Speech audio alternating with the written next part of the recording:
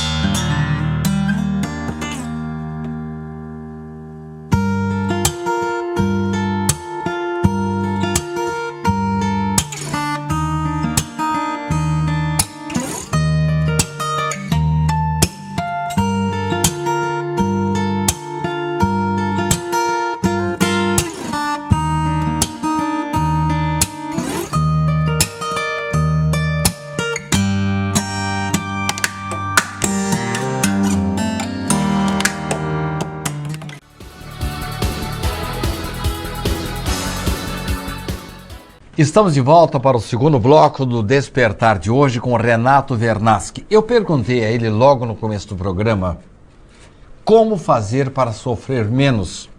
E ele veio com uma história aí de reencarnações, de várias vidas. Olha, Renato, você vai desculpar, mas eu não me lembro de ter vivido outras vezes.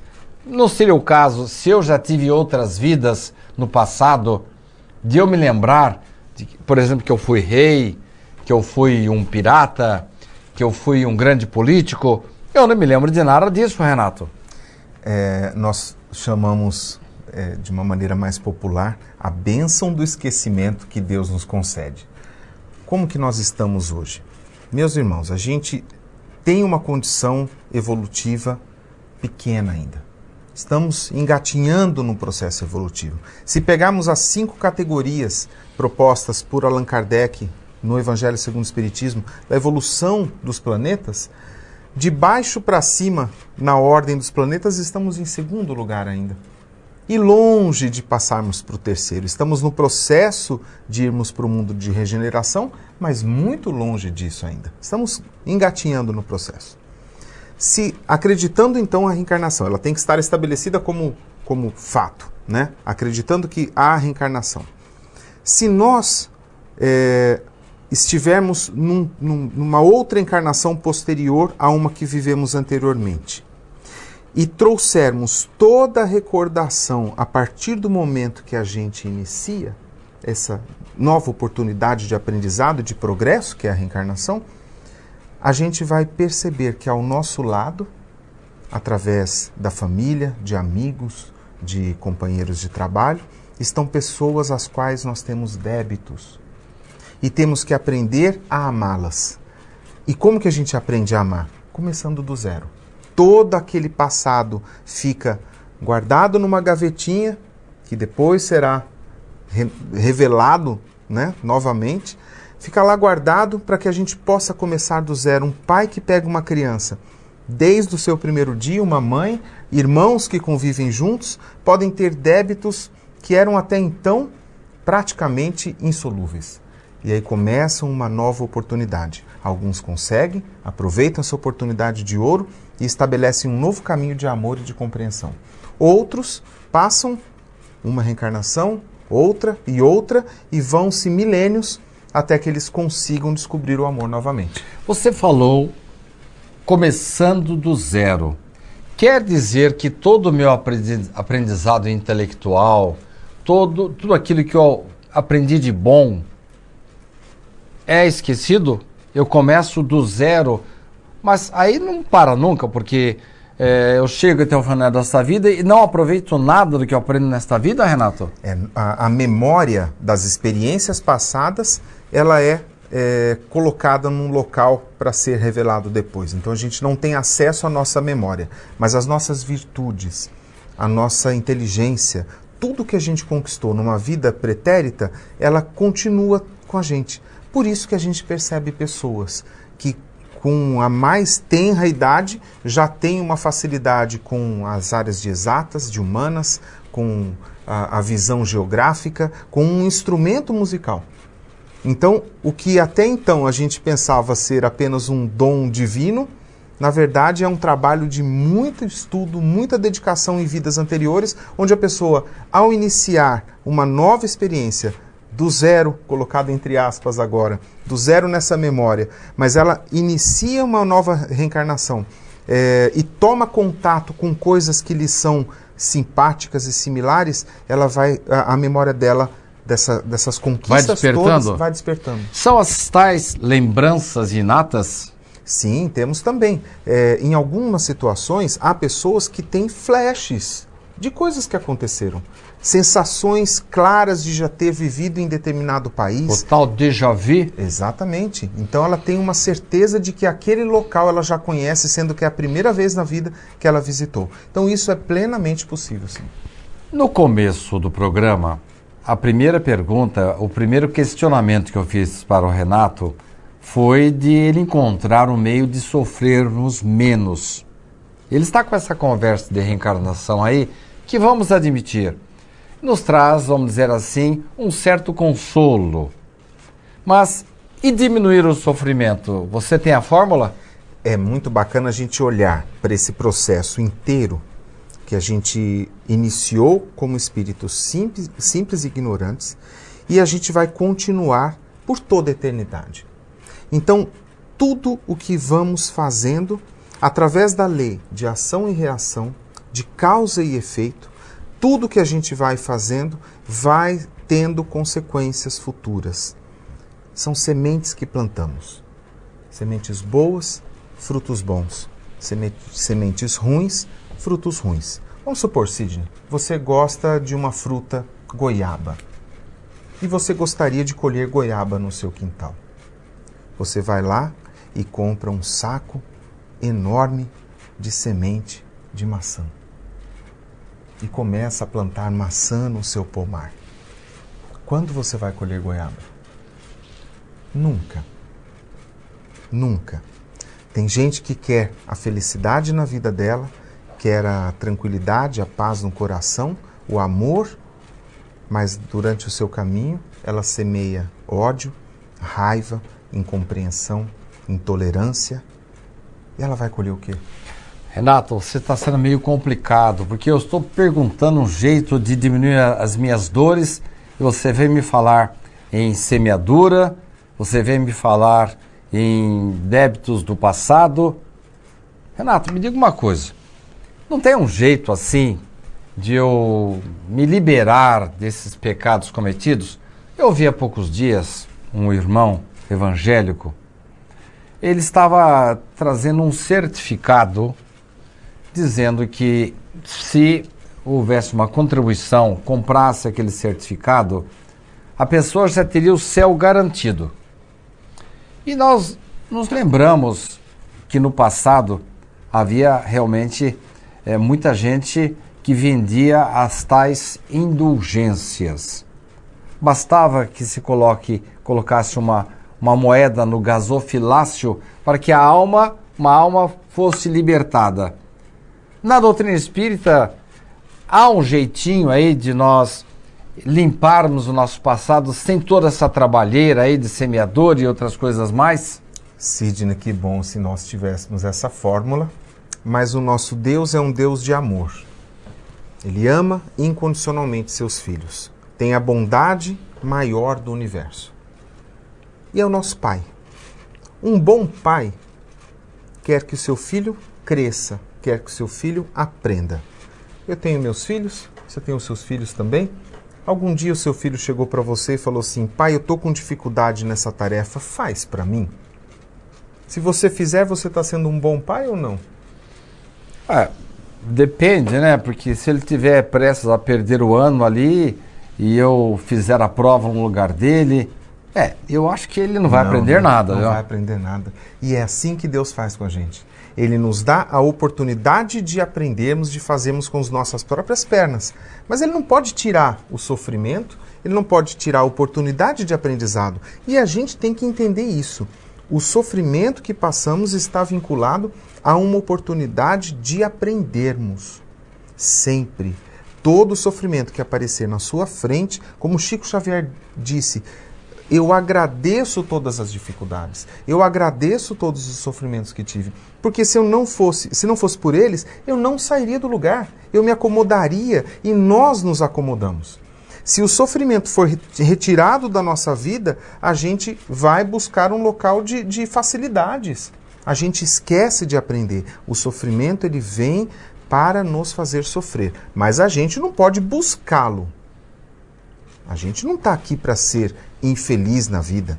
Estamos aqui para buscar a felicidade. O que o tema dessa discussão de hoje a gente se propôs é que a gente pode ter menos sofrimento se a gente tiver atitudes diferentes.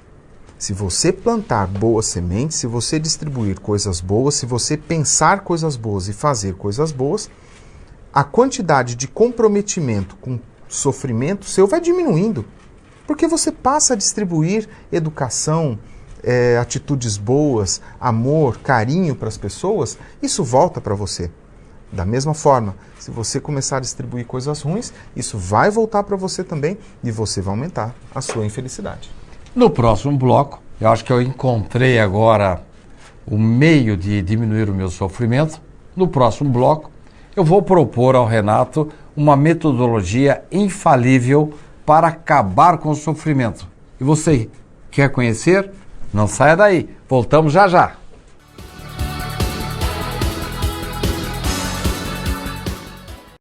A Livraria SEAC conta com mais de 4.500 títulos, obras básicas do Espiritismo, romances, livros infantis, adolescentes e adultos, de todos os gêneros da literatura espírita. E mais, a Livraria SEAC oferece o Clube do Livro, onde o sócio paga uma pequena mensalidade e retira uma obra diferente a cada mês. Aqui você também encontra agendas, DVDs, CDs de músicas instrumentais, CDs de palestras, audiolivros e livros de bolso com mensagens diárias. Para as crianças, a Livraria SEAC tem um cantinho especial, com cadeiras e mesinhas, para que os pequenos possam desfrutar de uma boa leitura com conforto. Outro espaço especial da livraria são as prateleiras reservadas à obra completa de Richard Simonetti, consagrado autor espírita. Todo o lucro arrecadado pela livraria é revertido para as obras do SEAC. Venha nos visitar e conheça ótimas opções para sua leitura e para presentear quem você ama.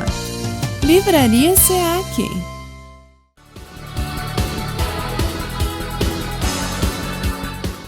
Estamos de volta para o último bloco de hoje. Olha como foi rápido. É que quando o assunto é interessante e quando o entrevistado é bom, a gente, no instantinho, já chega ao final do programa. Renato, eu já entendi tudo.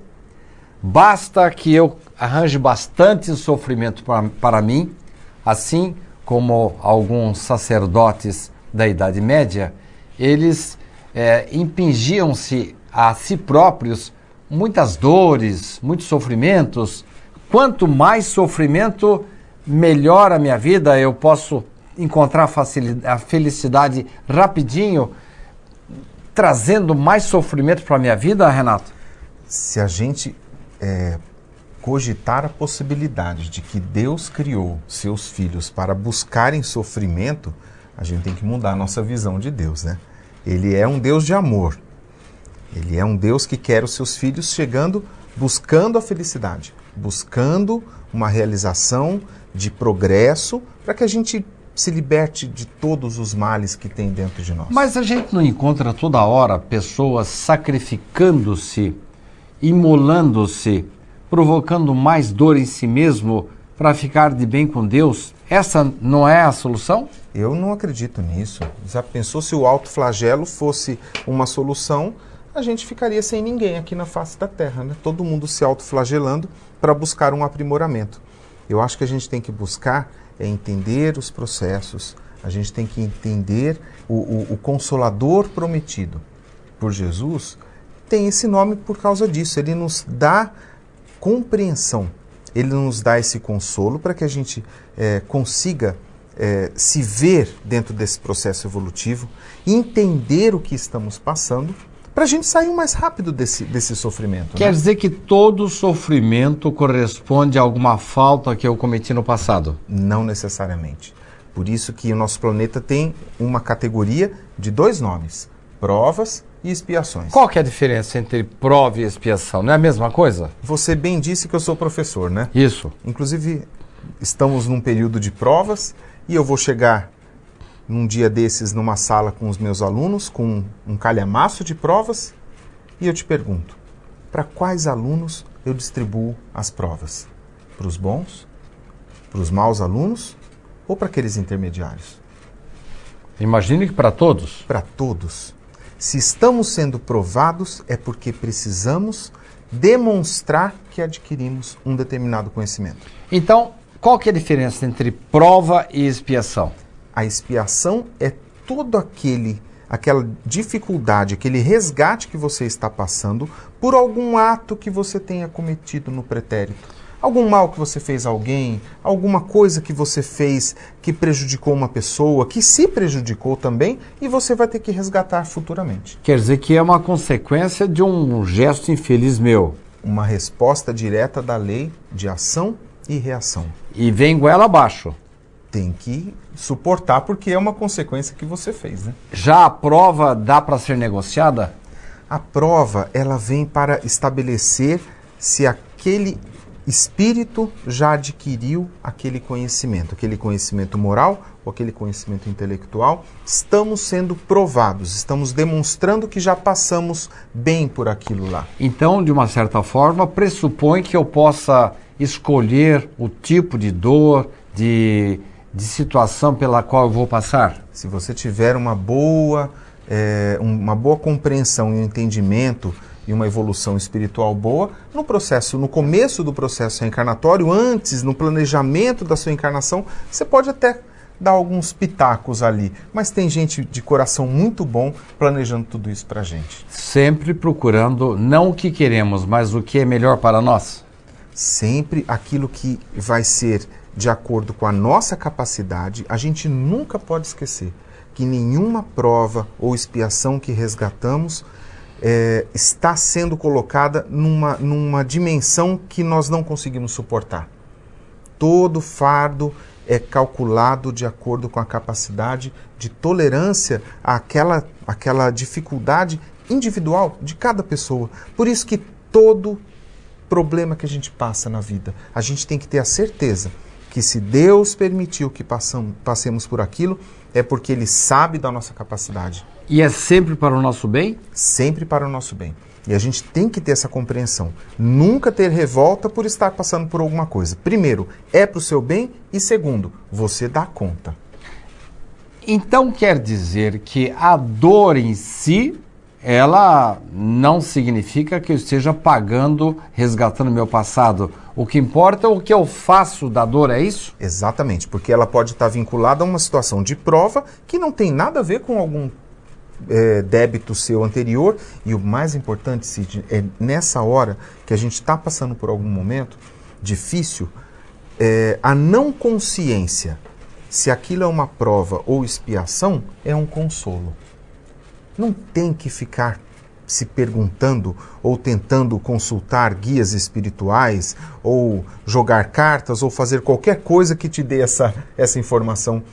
Ela veio a dificuldade, você tem um processo pedagógico naquilo. Independente de ser uma prova ou uma expiação, você vai ter que passar. Então, olha de frente esse problema, segura a onda e você vai dar conta dele. Quer dizer, então, que eu não tenho que fazer propaganda, alarde da minha dor e, de uma certa forma, aceitar que é a vontade de Deus e é para o meu bem. Exatamente. Essa é a certeza que a gente tem que ter, para ter o consolo e a compreensão, o entendimento de que aquilo é bom para você. Última pergunta. Quando a gente fez aquela negociação e veio para esta vida, já está até sabendo que a vida não vai ser fácil, vamos passar por vários problemas. Eu tenho que necessariamente passar por tudo aquilo mesmo que foi planejado ou dá para dar uma modificada nisso? A gente não pode nunca esquecer que a gente tem um pai muito amoroso, que de acordo com o que a gente for fazendo, a doutrina espírita ela nos dá uma informação muito preciosa. Como se reconhece o verdadeiro espírita? Tem uma palavra mágica aí, que eu quero que vocês guardem, pelo esforço. Deus não é um gerente de vendas que estabelece metas que você tenha que cumprir. Ele quer ver o quanto a gente está se empenhando para poder superar as dificuldades. E nisso, se o teu movimento é para o lado do bem, você tem se esforçado bastante, não vou dizer que as provas serão atenuadas automaticamente, mas o teu caminho passa a ser melhor. A tua compreensão daquilo que você está passando, esse entendimento, faz com que a dificuldade vá diminuindo a cada momento. Confiando em Deus e fazendo bem ao próximo, eu diminuo um pouco a minha dor? Diminui, porque você passa a compreender o processo. Você passa a não se revoltar com aquilo. E você ganha força para superar. E quem ganha mais força, o que acontece? A prova fica mais fácil. É possível uma moratória, dar uma esticada no tempo assim, e a gente adequar-se ao momento de dor que estamos passando? É possível, é possível. E nesse momento, acho que a gente não pode nunca desprezar uma grande ferramenta, a oração. A gente pode pedir paciência, a gente pode pedir tolerância, a gente pode pedir força. Tudo que a gente pede nesse sentido para Deus, com certeza será visto com muito carinho. Nós podemos encerrar o programa dizendo que o amor cobre a multidão dos pecados? E como não cobrir? E como a gente ter outra alternativa dos erros que a gente vai colhendo, fazendo? O que pode superar tudo isso? É o amor que Deus nos ensina. Obrigado pela sua presença. Eu que agradeço a todos que assistiram, agradeço a você. Em breve estaremos juntos novamente. Obrigado a você pela sua companhia. Até a próxima semana.